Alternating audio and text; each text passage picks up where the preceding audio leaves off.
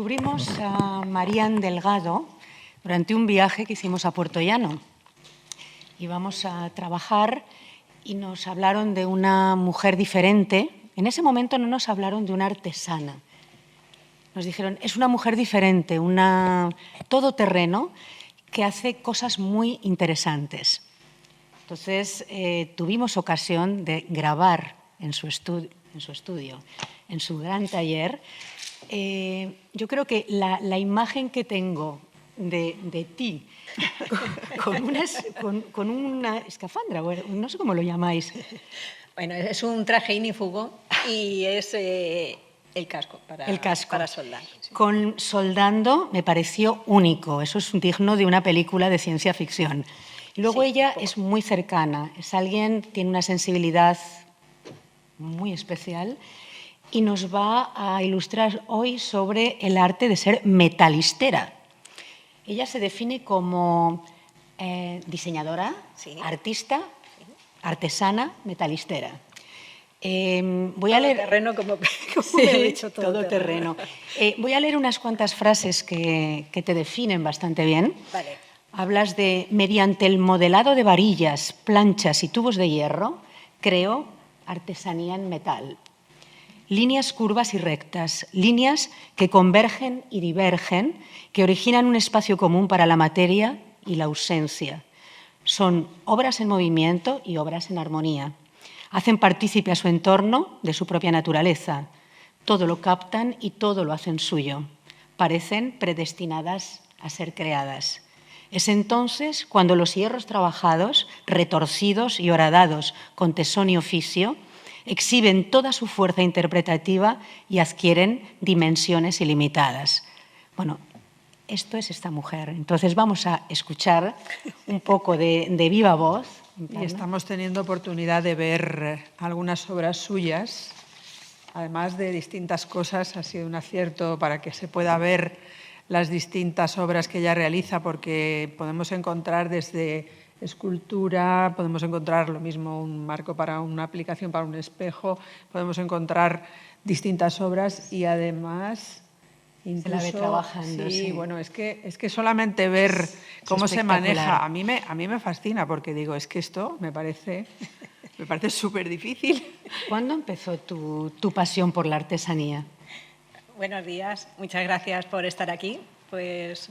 Y muchas gracias a estas dos cracks, Begoña y Encarna, por invitarme, porque para mí es un placer y un honor estar aquí compartiendo un poco lo que yo hago y mi experiencia.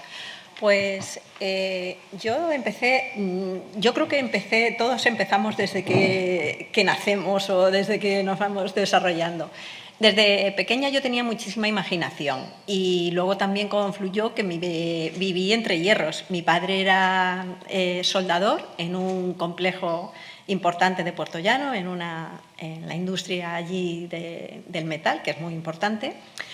Y entonces siempre tenía hierros en casa alrededor. Entonces yo veía todo tipo de animales, de figuras. A mí me recordaban esos hierros a muchas formas diferentes.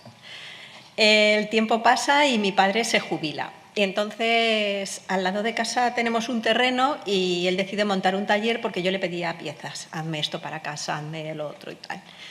Y cuando llega un día con su grupo de soldadura, yo me quedé alucinada. Yo veía aquello y decía, es impresionante. O sea, esto es, como decía ella, de otra galaxia.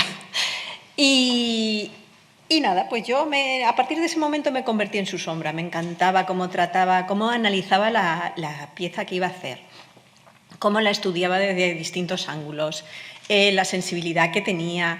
Iba uniendo trozos de hierro que tenía, le daba pequeños puntos para fijar las dos piezas y luego ya le pasaba un cordón de soldadura que lo dejaba unido. ¿Qué pasa? Que en ese proceso te das cuenta de que no parecía hierro, parecía que estaba trabajando con algo frágil, delicado, y a mí eso me emocionaba y decía, es que parece increíble la precisión de un cirujano para terminar soldando dos piezas y dejarlas unidas.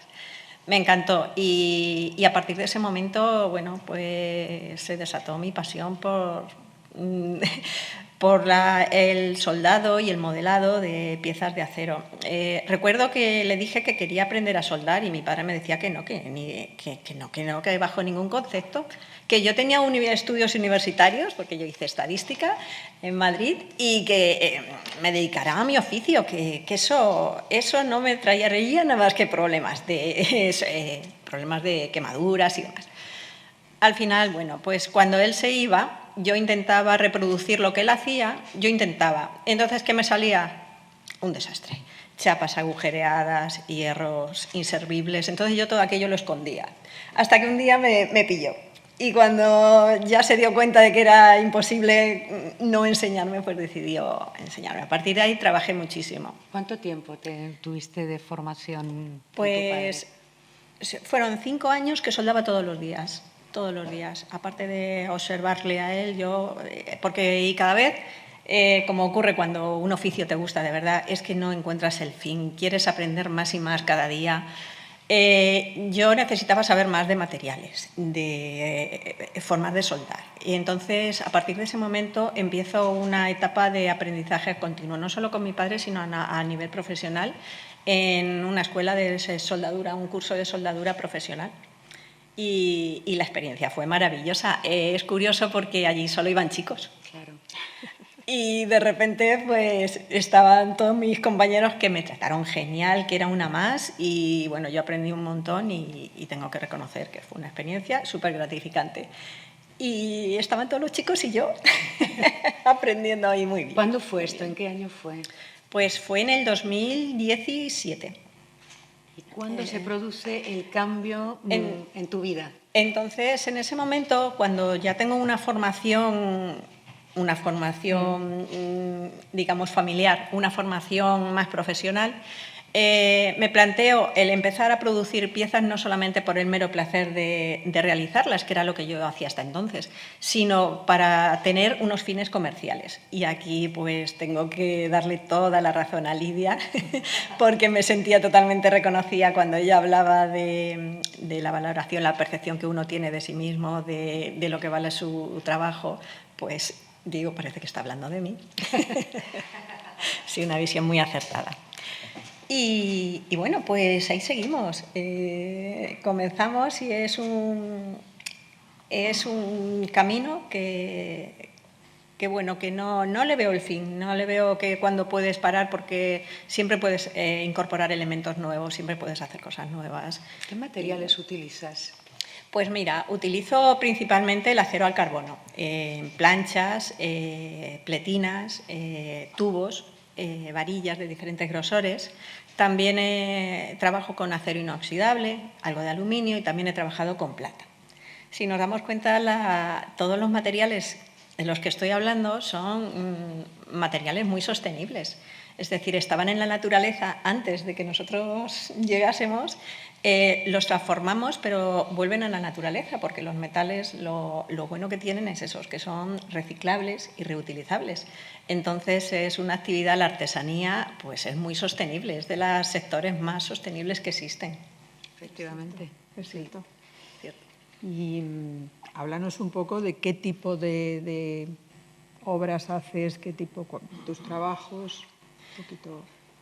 Pues en esa labor porque yo siempre me he considerado como una persona que experimenta. Entonces, en ese sentido, yo necesitaba experimentar pues con el material y daba vida, pues eso, a espejos, a piezas de mobiliario, como sillas, siempre dándole tu toque personal, como tu visión de la realidad. Es curioso que a veces estás fuera de tendencia totalmente, por eso también es cierto que cuando empiezas a comercializar como que tienes que reprogramar un poco lo que haces, porque es difícil cuando eres totalmente desconocida plantear piezas que no te esperas o que se salen de lo que es una tendencia o una influencia. Y en ese sentido, pues yo siempre he arriesgado mucho, soy muy valiente, entonces, para bien y para mal, que no siempre es bueno. Pero bueno, pues ahí están. Yo pienso que al principio me inspiraban mucho las flores, necesitaba hacer flores, continuamente las aplicaba en todo tipo de objetos. Y luego llegó un momento que dije, ya no hago ni una flor más. Y entonces pasé a hacer otras piezas, porque también me motivaba lo que comentaba, las palabras que comentabas tú, que me motiva muchísimo las curvas. Si os dais cuenta, las curvas, unas curvas sencillas, cómo nos impactan, cómo nos relajan. Es decir, bueno, yo trabajo el metal, y en el metal lo podemos ver, por ejemplo, cuando realizas un espejo de líneas sencillas, ¿no? Pero, por ejemplo, en cerámica, una simple vasija es una pieza que por su forma es que te transmite confianza, te relaja al verla. Eso es un valor añadido que tiene la artesanía. Por supuesto.